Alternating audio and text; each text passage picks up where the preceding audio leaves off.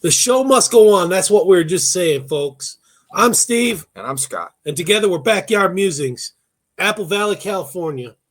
Science and Technology Channel. And we're talking about a wild one today. Yeah, I've got these sinuses, man. If you can look at my eyes, are all puffy. And I've just been hurting. I finally got a shot yesterday. And what was it, 2 days ago or yesterday? 2 days ago, maybe. And I'm still hurting, man. This is killing me. It's the pine pollen. That is. All right, what you're looking on your screen at is a shot of South Korea. Apparently, there was some wildfires in South Korea, and you're probably wondering, well, why do I care? Well, we had fires over here. There's fires going on over there. One of our good friends has a son who's serving a mission over there, and I'm wondering if they knew about these fires, because he said he's been serving on the coast. We see that in his emails, so... I thought it was interesting. It's not just us that's getting these wildfires. They're happening. And you can see the big swath that destroyed a lot. And we're going to talk about what was destroyed over there. Yeah, and I'm just telling you right now, heads up, I'm gonna butcher these names. The Korean names? The names of the people that are involved in this and the locations. I'm going to butcher them. So just giving you that heads up. Yeah. Just telling you. We appreciate that. In March 2025, wildfires swept across South Korea. That's weeks ago, scorching vast swaths of land and prompting a massive emergency response. Fanned by dry, windy conditions, the blazes destroyed historic sites, leveled thousands of structures, and marked one of the nation's worst fire disasters. Satellite images from Landsat 9 captured the burned landscape in stark detail, highlighting the scale of the damage. Would you like to know more? In March 2025, a series of destructive wildfires swept across the parts of South Korea. Some of the largest fires, including those near Andong in the southeastern region, were brought under control by the end of the month, according to news reports. However, the blazes left a lasting impact on the landscape. It's not the case, man. Fires, they don't care. They're just they're burning through. It's like a tornado. Yeah. And I got pissed off at one of the articles I was doing research on this. They tried saying, I'm just going to get it out there. They tried saying it was climate crisis. Yeah, I read that. Okay, so wait a second. I thought it was climate change was the last one. Now it's back to climate crisis. Well, I would say that this is a climate. If you're going to talk about climate, this would be considered a crisis, right? I mean, this burned a lot of stuff. Make up your mind, man. Is it the heat, the freeze, the deep freeze, climate change, climate crisis? Quit changing the narrative, man. That's all I'm saying. These people change it. All right. Get mad after you destroy this name right here. All right. A burn scar in Gyeongsangbuk-do, North Gyeongsang. Okay. You didn't know that I speak Korean? I like it. Yeah. You didn't know I speak Korean? No, I did not. 안녕하세요. It means hello. Cool. So this province is visible in this image we're showing you, captured on April 4th. By the OLI-2 Operational Land Imager 2. We've talked about that land imager on Landsat 9. The image uses false color, combining shortwave infrared, near infrared, and visible lights, bands 6, 5, and 3, which helps highlight the contrast between unburned vegetation, shown in green, and areas recently affected by fire, shown in brown. A detailed view of the image is on your screen now. Dozens of blazes began to ignite across the country on March 21st amid dry, windy conditions, which we're quite familiar with here. Yeah, we are. The next day, a particularly large plume of smoke was visible along Andong. This fire continued to spread, and by March 25th, satellite-derived thermal anomalies indicated that the blaze reached all the way to the coast. Light rain moved over the area and helped officials contain the blaze by March 28th. Smoke and clouds ultimately cleared, allowed Landsat 9 to observe a burned area stretching more than 80 kilometers, 50 miles from the coastline. So that's a long way. Yeah, it is. After a week, efforts still continue to contain the fire that killed at least 28 people and destroyed tens of thousands of hectares of land. That's the Dewey Decimal System not the imperial system of measurement for area. Right, distance, or like an acre or whatever, right? Yeah. You like that Dewey Decimal? And ancient Buddhist temples. The wildfires have...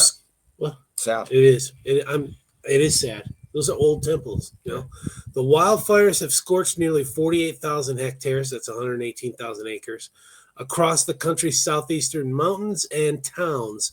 The largest wildfire event in South Korea's recorded history. The fires began in Useong, is that how you pronounce that? Yeah. County, and spread rapidly to Andong, Yeongdeok, and Shencheong, driven by dry conditions and gusty winds. As of Friday, April 4th, the fires were 85% contained, thanks to light rain and a drop in temperature on Thursday evening. This sounds like we're reading a report from here, right? Yeah. As we go through this stuff. Yeah. Acting President Hang Duck-soo called it a... You're making that up. You're making that up. No, I'm telling you, I'm reading it, but I Hang Duck-soo. Yeah. Is that right, or is that Sue? Sue. Sue? Okay. Called it a national critical situation earlier this week, urging emergency teams to assume the worst and act accordingly. Authorities deployed more than 9,000 personnel, 125 helicopters, and hundreds of vehicles to tackle the flames, but the scale of destruction, which includes thousands of destroyed homes and structures, injuries to dozens, and more than 30,000 people forced to evacuate, has triggered urgent questions about what caused these fires to escalate so quickly, and if South Korea or any other country is prepared for the fires of this scale. It's got to be climate crisis. Has to be. Gotta be. What is it? What other explanation is it? It just stuff happens, right? Exactly. And fires are an act of God normally, unless something starts. It's natural. Yeah. It's a cleaning process. And there's best practices to stop it, like fire breaks, right? Right, or control burns. Yeah. But I mean, even control burns can get out of hand. I know a few of those have happened here. But like forestry management, right? We know this. A big fire in Arizona a few years ago that was, I think, started by a control burn. Initial reports blamed human activities for starting the fire. However, the police haven't found any suspects yet.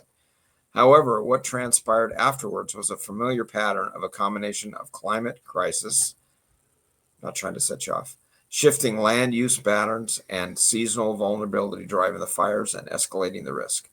Recent research by Korean scientists shows wildfires are already becoming more common and starting earlier in the year. Between 1991 and 2020, South Korea averaged more than one wildfire every day. That's a lot. I mean, for a country, think about that. That's a lot. I mean, can we record that in the United States, which is much bigger than Korea, one a day? Yeah, I don't think so.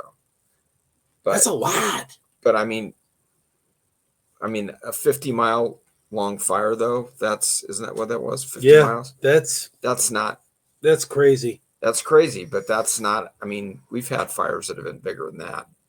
That one fire in Utah that started down by Cedar City burnt all the way up almost to Kanash, maybe even past Kanash, which is a long way. So anyway.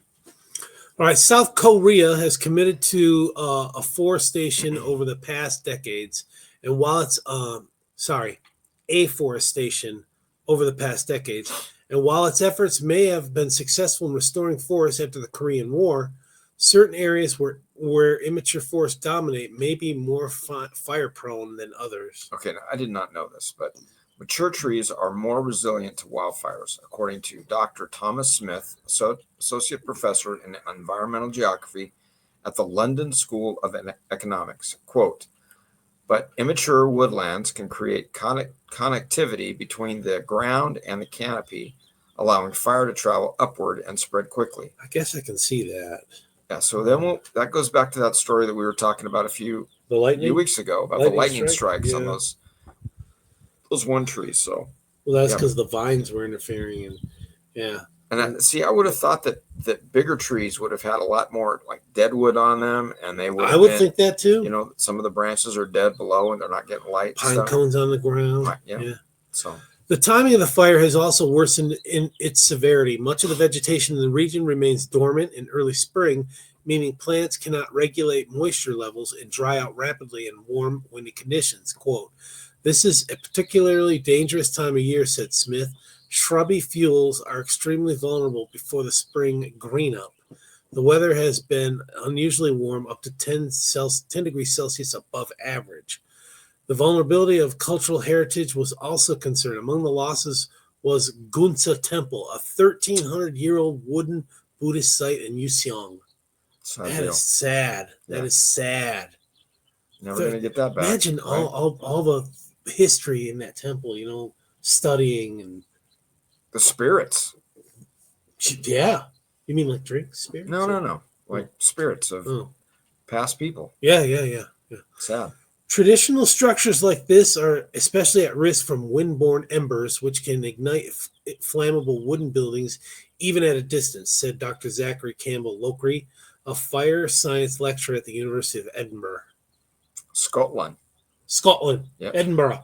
Officials say the country must now rethink its wildfire response systems. Lee Chiol-woo, governor of North Gyeongsang province, called for a complete overhaul of the current strategies, including nighttime firefighting tools and improved evacuation plans for elderly residents. I had never heard of this. What is a nighttime firefighting? I don't know, but when I read that earlier, when I was studying these notes, I immediately thought of our illustrious governor here and his firefighting tactics, which are in the toilet. Don't get me started. So our state is just not. I'll tell you what. There's one fact: fire cannot exist without oxygen. That's a fact. Yeah. Well, you need fuel and you need oxygen, right? Yeah. And the fuel's there; it's already there. So let's take away the oxygen. Right. And you can't control wind, right? Wind is just a natural put occurrence. Some type of other gas in there that pushes out the oxygen and it smothers the fire. Xenon or whatever. So just to recoup here, did this fire start at the coast or did it burn to the coast? No, it burned towards the coast. Okay. Yeah, let me get this off. Here we go. Yeah, gotcha. Okay. Yeah, so sad story. Big burn. Yeah, sad story. I hope they can get their act together better than we do here in the People's Republic of California. So, yeah. Okay. All right. Thanks, folks. We'll see you soon. Take care, everyone. Thank you. Never see this mouse. There it is.